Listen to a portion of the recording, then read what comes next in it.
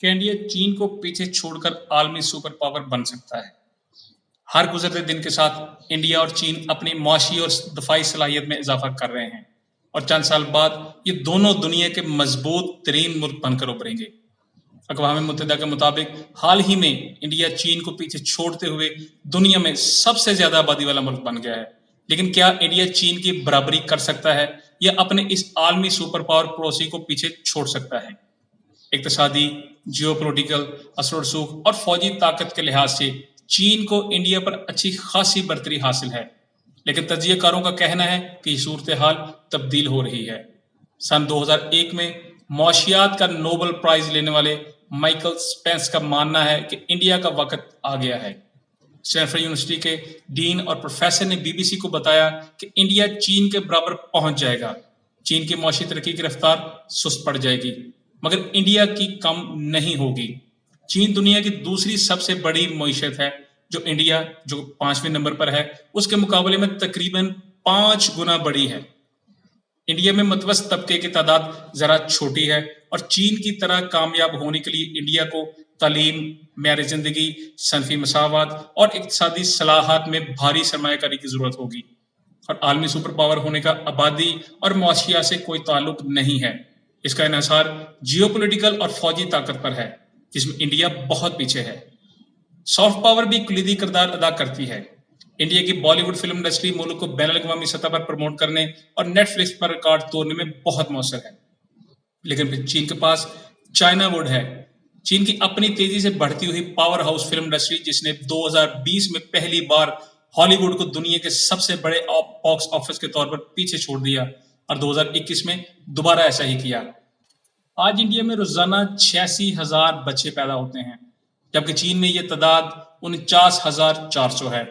चीन में कम होती शरह तौलीद के साथ वहां की आबादी पहले ही सुकड़ रही है और इस सदी के आखिर तक 1 अरब से कम होने वाली है। अक़वाम मुत्तहिदा का कहना है कि इंडिया की आबादी सन 2064 तक बढ़ती रहेगी, जो आज की 1.4 बिलियन से बढ़कर 2064 में 1.7 बिलियन तक पहुंच जाएगी। इससे इंडिया को एक डेमोग्राफिक डिविडेंड मिलेगा, एक इस्लाह जिसका मतलब है आबादी में काम करने वाले अफराद में इजाफे की बदौलत मुल्क की तरक्की की रफ्तार तेज हो जाती है। प्रोफेसर मार्क, जो न्यूयॉर्क में director of India China institute में काम करते हैं, उनका कहना है कि इंडिया में 1990 की दहाई में बढ़ती हुई इस्लाहत का फायदा अब हो रहा है, लेकिन उसकी अफरादी कुव्वत किस हद तक तालीम याफ्ता, सेहतमंद, हुनरमंद और मुईशत में हिस्सा डालने के काबिल होगी, ये ज्यादा अहमियत रखता है। हालिया महीनों में एप्पल और फॉक्सकॉन जैसी बड़ी मल्टीनेशनल कंपनियों को अपनी तरफ मुतवज्जा करने के बावजूद इंडिया की दाखिली ब्यूरोक्रेसी और पॉलिसी में बार बार होने वाली तब्दीलियों के नतीजे में अदम इस्तेहकाम के बायस कुछ बैनुल अक़वामी सरमायाकारी को इंडिया में सरमायाकारी से रोक रखा है। प्रोफेसर फ्रेजियर कहते हैं कि ये 19वीं सदी के ख्यालात हैं कि आपकी आबादी जितनी ज्यादा होगी आप उतने ही ताकतवर होंगे। इसके अलावा भी अवामिल हैं। वर्ल्ड बैंक के मुताबिक आज काम करने की उम्र के सिर्फ निस्फ इंडियन शहरी यानी 64 साल की उम्र के काम कर रहे हैं या नौकरियों की तलाश में हैं। खवातीन की बात आती है तो यह तादाद 25% और कम है। यह तादाद चीन में 60% और यूरोपीय यूनियन में 52% है।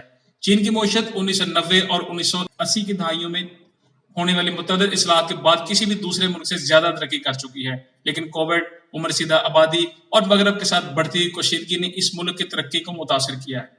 इंडिया की जीडीपी पहले ही चीन के मुकाबले में तेजी से बढ़ रही है और IMF के तखमीनों से जाहिर होता है कि इसके जारी रहने का इम्कान। लेकिन क्या सुस्त शरह-नमू का मतलब ये है कि चीन पीछे रह जाएगा? प्रोफेसर स्पेंस बताते हैं कि अगर चीन 2030 तक 4% या 5% की शरह से तरक्की करता है तो ये मुतासिर कुन होगा।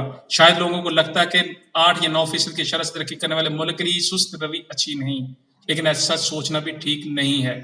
चीन अब ज्यादा अमेरिका की तरह है।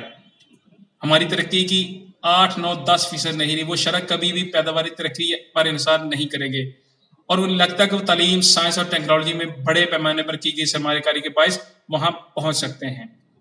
चीन और इंडिया दोनों एटमी ताकतें हैं, लिहाजा मंजरनामे पर दोनों का इलाकाई असर रसूख है।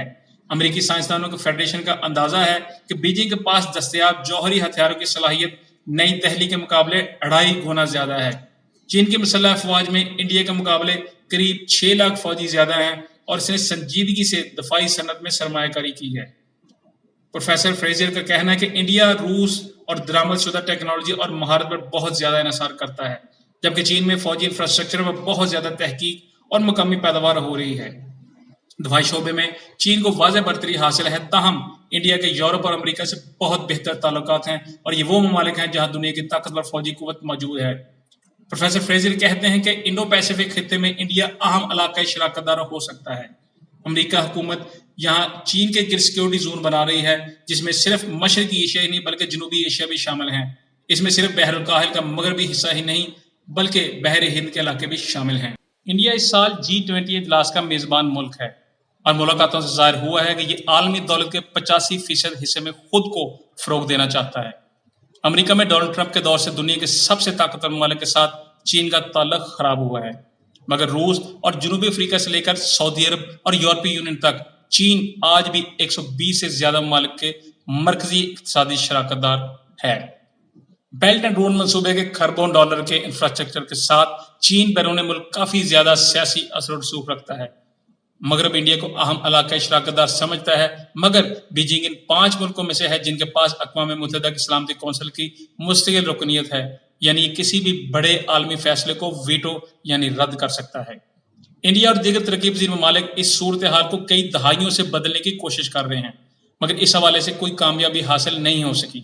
پروفیسر فریزر کا کہنا ہے کہ سیکورٹی کونسل میں نئے مستقبل ارکان کی ترتیب کے بارے میں کوئی شرط نہیں لگا سکتا۔ ظاہر ہے کہ 1945 سے آج تک جنگ کے فاتحین کی جانب سے عالمی سیکورٹی کے فیصلے کیے جانا سمجھ سے بالاتر ہے۔ پروفیسر مائیکل سپینس اس سے متفق ہیں۔ ووٹنگ کی قوت کسی ملک کی معیشت اور اثر و رسوخ سے مطابقت نہیں رکھتی۔ کسی نہ کسی لمحے جا کر دنیا کو ان اداروں میں اصلاحات لانی ہوں گی، ورنہ یہ اپنی اہمیت کھو دیں گے کیونکہ متبادل کھڑے ہو جائیں گے۔ موجودہ متبادل برکس اتحاد ہے جس میں برازیل، روس، انڈیا، چین اور جنوبی افریقہ شامل ہیں۔ اس کا مقصد شمال کے عالمی اثر و رسوخ کا مقابلہ کرنا ہے۔